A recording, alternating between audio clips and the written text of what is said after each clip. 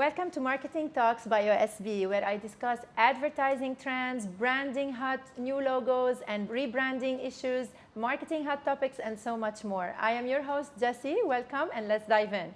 Today, I have Elias Saliba with me. You are a digital advertising expert, and today we're going to talk about everything related to boosting, not boosting, advertising and paid ads on social media. And because you are an expert in the field, you're going to have to tell us everything today. Are you ready? I'm ready. Amazing. So small businesses usually, or personal brands, when they have their own accounts, they just click or choose the boost option on social media, and they start getting likes, inquiries, and they make good, they grow their accounts based on that. Yeah. But eventually, what we know from behind the scenes or backstage is that it's not enough, and it's not really well calculated to help them grow more or on the long run.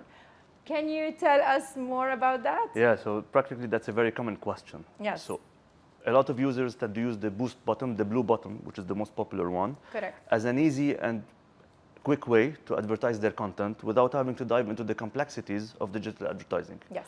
On the short run, it might serve as a convenient and rewarding way. However, on the long run, it isn't. And the reason behind this is due to multiple factors. First of all, it's the limited interests that are available on the platform, not behind the scenes, and I will discuss them. You can target some limited locations, not everything, and not dive into the details. And you can only target by age and gender. Yes. Plus, the campaign options are limited to 3 types of campaigns, which are profile visits, messaging, and website visits.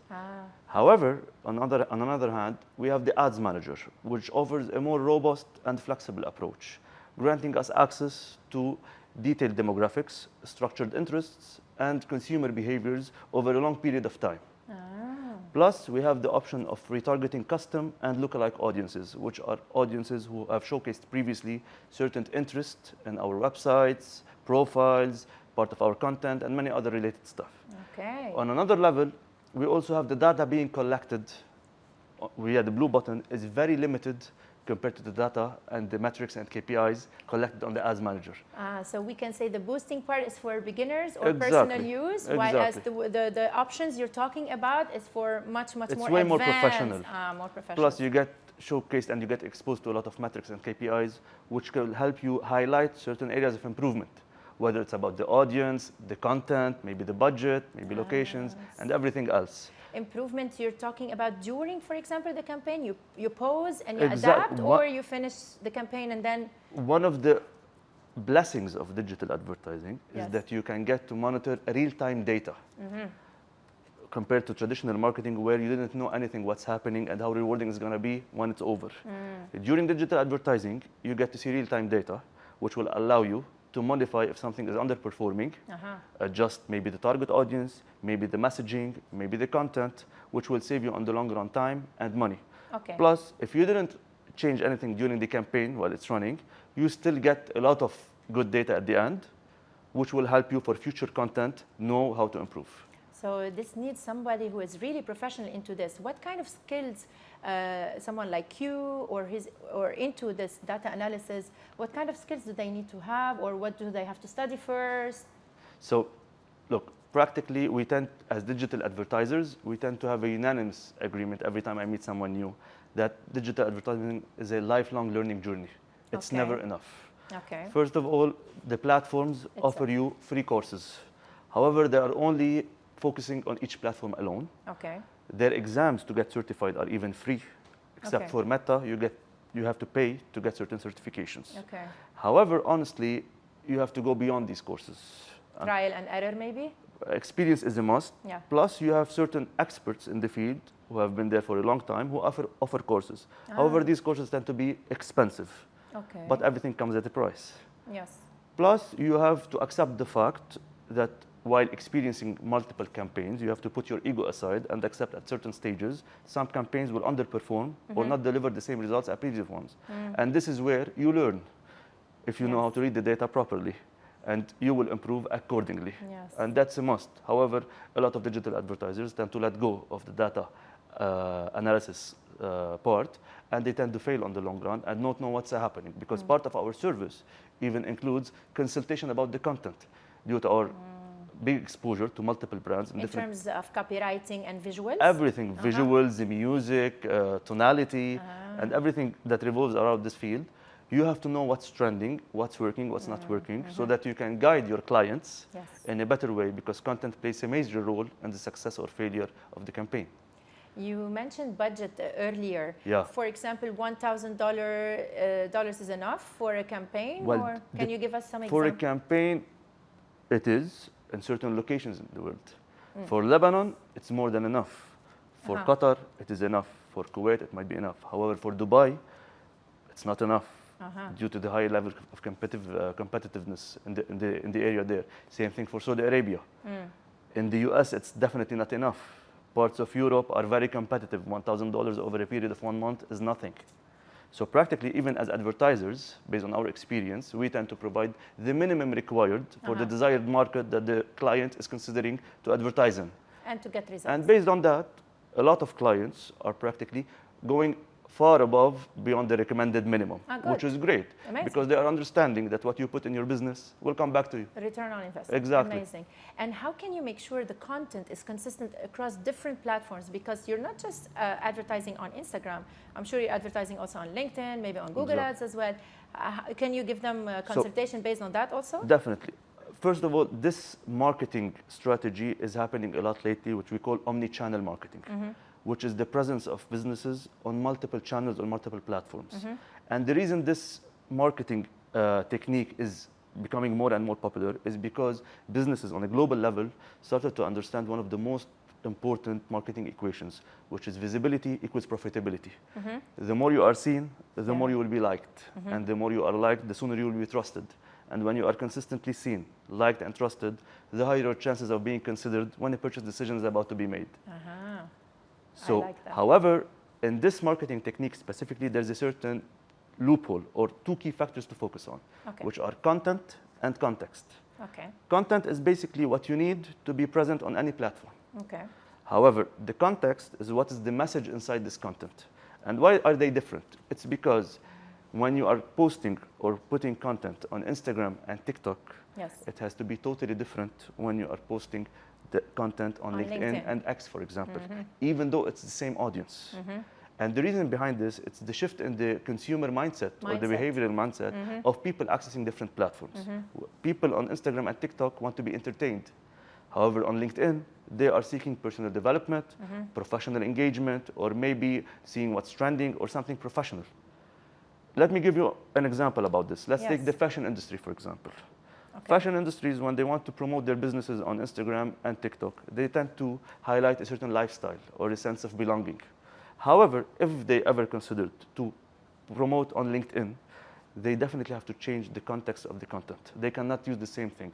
On LinkedIn, they might maybe highlight the corporate structure or how they treat their employees or how they reward their employees. Or maybe if they wanted to promote their apparel on LinkedIn, they can highlight the benefits of wearing their clothes and sitting behind the old desk and yet feeling comfortable. Or maybe when you leave work, you can still be not underdressed, not overdressed if you're meeting some friends. So you see, it's the same business, it's the same target audience. However, the way you speak to them on LinkedIn is totally different than the way you speak to them on Instagram, because it's a different mindset. So this is one of the key factors that we have to consult about when you are putting a strategy for businesses who want to integrate the omni-channel marketing. And what about AI? Do you think AI will replace you as professional advertiser, or it maybe just impact the digital advertising Look, actually, this is one of the most common questions I get a lot. One of the most uncommon questions that I don't hear people asking is, which industry will not be impacted by AI? However, if we come to simplify and look at it in the real context, we've got this tool because we are always afraid that AI will replace us. So we've got AI. At the beginning of it, we have a human being feeding it an order or a prompt to make it alive and useful. And the other end of it, we have another human being, or maybe the same one, assessing and analyzing how this outcome can be used and embedded in our work field. So practically, it's not AI who will replace humans. It's practically people who know how to properly, and businesses who know how to properly use AI will surely replace people and businesses who don't. In the advertising field, a year back, honestly, I was afraid. And we were all afraid as advertisers because platforms started to integrate AI overnight in the ads manager, and we didn't know how properly it was going to affect us. Okay. Today, we are very happy about the integration of AI. AI it's making your job a bit easier? No, it's not actually easier. It's actually has immeasurable capabilities in collecting data. And as advertisers, the more data you feed us, the better our capabilities and the strength of our campaigns to tailor them in a laser-focused way to attract the right audiences and put them in front of the right audiences, which will decrease the cost per result and increase the conversions. Plus, on an analytical side, when we analyze data, we are being able day after day to analyze bigger amounts of data in a shorter time frame. And this is all due to AI, which will help us predict the future better and craft tailored strategies accordingly. And what about retargeting ads or retargeting strategies? Do they help you? Do they let you, hunt down the potential customer? Well, definitely. Retargeting strategies are one of the most effective strategies, actually. And it's all based on one of the main marketing principles, which is the marketing rule of 7, which any potential client needs to be exposed at least 7 times for them to start considering purchasing or engaging with the business. 7 times? That's based on certain studies. Okay. The reason why retargeting strategies are efficient is that you get to expose yourself multiple times to people who showcase interest. However, the trick is, when should we start retargeting? And that is all based on 2 factors. First of all, have you been targeting the right audience from the start? And your data that you're collecting will show you this. And based on the data and numbers you already have now, is it the right time to start retargeting? And why is that? Because if the numbers are low, so practically your cost per conversion when you retarget the sample is going to be high. And if the numbers collected, probably add to carts, for example, is already high, you're already late in starting retargeting. So practically you're going to have to increase your budget and your duration. Okay. So that is why we always emphasize on the fact of daily monitoring of data, especially when there's a strategy that includes retargeting. And do you retarget them on the same platform? Yeah, definitely. On the same platform? Yeah, depends where the business is deciding to grow. Amazing. Right, so now I have a question from AI itself. Yeah, go ahead. Are you ready? Yes. Right, so social media algorithms control who sees the ad, okay? How can businesses navigate these algorithms to ensure their target audience see their message? Okay, so first of all, the reason why algorithms are constantly changing is that because we are witnessing new generations becoming users of platforms. And practically the biggest percentage of generations who are users on social media belong to 3 types of generations: millennials, Gen Z, and Gen Alpha. Okay. Generation Alpha is people who are born after 2010. Yes. And you cannot imagine how diverse it is in terms of behavior between these generations. And the algorithms have to constantly adapt in order to showcase the right content in front of each of them. Can you tell us who are the biggest, which generation is the biggest spender in specific industries? For now, it's still millennials, since they are already working and can afford to buy whatever they want without having to refer to their parents or someone else. Okay. However, there's one concept that we need to be real about. How are businesses going to navigate to put their content in front of the right target audience? Even though we tend to see platforms rewarding creators and every now and then sharing some tips about how to grow organically. But the real fact is platforms have only one source of income, which is through ads. Exactly. So do you think it's impossible to reach the target audience organically? It is happening, but what's the ratio if it's happening compared to the number of people that are not seeing anything? Because every time we are onboarding a new client from different areas of the world, we hear the same stories. We have a lot of organic followers, yet our like count is very low. Our story views are very low. We don't get enough messages organically, nor comments. And practically, it's embedded in the platform for this to happen. And platforms can't tell you this because it will be illegal. So they tend to minimize the numbers, forcing you to consider paid ads. Okay. And I have a question here. So if organically, it's a bit hard. And I think it's a common sense because you put the post, let's say, at the peak time, 5:30 p.m. Exactly. And if I skip this day of opening Insta during those 2 hours, I might skip this whole post. Exactly. So I think there's no way we can run away from ads, Look, right? it's very basic. When you're on social media, you have access to the world. If you want the world to have access to you, you have to run ads. You have to run ads. That's it. There's millions of content being Is there an posted. optimal duration for a campaign, like few days, few weeks? How usually do you do this, or it depends? The minimum is 5 days. Minimum 5 Even days. the platform recommends the minimum of 4 days. We Okay. usually go 5 to 7 as a minimum. Sometimes it's higher, depend on what are we promoting. Is it a sale over a certain month? Is it Black Friday for 1 day? So it all depends. So you have to consider what's happening and what's the reason behind this campaign taking place. Okay. What common mistakes do you see businesses are doing when it comes to digital advertising? Well, one of the most common mistakes is that businesses, first of all, there's two types of businesses. There are businesses who are in the field, and there are businesses who use digital marketing. Advertising. Yes. Businesses in the field, such as social media agencies, with all due Okay. respect. Okay. In the past, they tried to become a one-stop shop for a client who wants to create content, develop a website, advertise, videography, photography, and everything else. Yes. The more they were handling certain tasks, the higher the chances of dropping one of the tasks and failing in it. And when this happens, they tend to lose everything, lose their reputation, lose the client, everything. That is why today, most of our clients are social media agencies because they understood the fact that we need professionals to delegate these tasks to. So they are outsourcing. And we will handle what we know. Exactly. Uh-huh. And this thing happens on a global level because collaboration is always happening at the top. People who are in a competitive mindset stay at the bottom. You have to collaborate to grow. You can't have it all. On a business level, on a consumer level, businesses tend not to respect the strategy. They are always trying to run before they even can walk. Oh. They think that just by doing advertising, we're going to get results, and that's it. However, And they want it yesterday. They want it yesterday before even starting, exactly.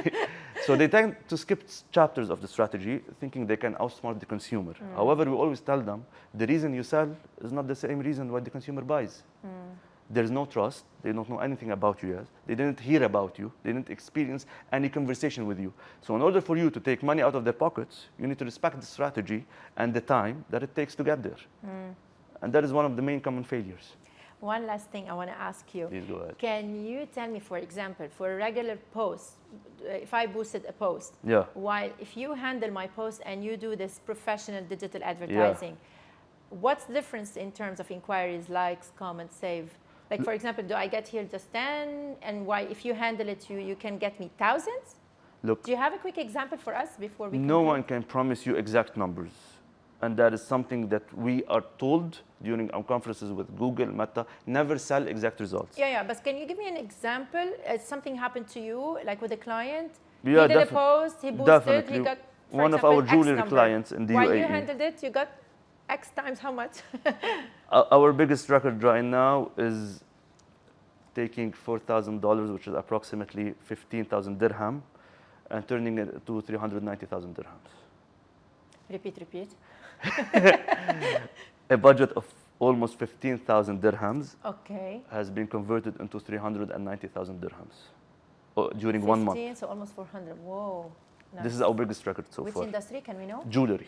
In the Jewelry. UAE, yes. And we They are sell currently online? online only. They don't have any retail store. Online selling? Yes, they only have retail in Saudi Arabia, and we are expanding our digital promotions in Saudi Arabia as of this month. Nice. Yeah. That's So very practically before starting working with us, they were getting around 90,000 dirhams per month for the same budget. nice. Okay. Definitely, it's not the same ratio for all businesses. Yes, of but I'm course. sharing one of our records with you. Yes. Amazing. Thank you. And yes, I cannot thank you enough for all those details. I'm the one who has to thank I'm you. sure our community also loved our talk today. Do you want to add anything before we I just conclude? want to thank you for having me. It was a It was pleasure. our pleasure and our Thank you. honor. Thank you for watching and listening, and I will see you in the next one.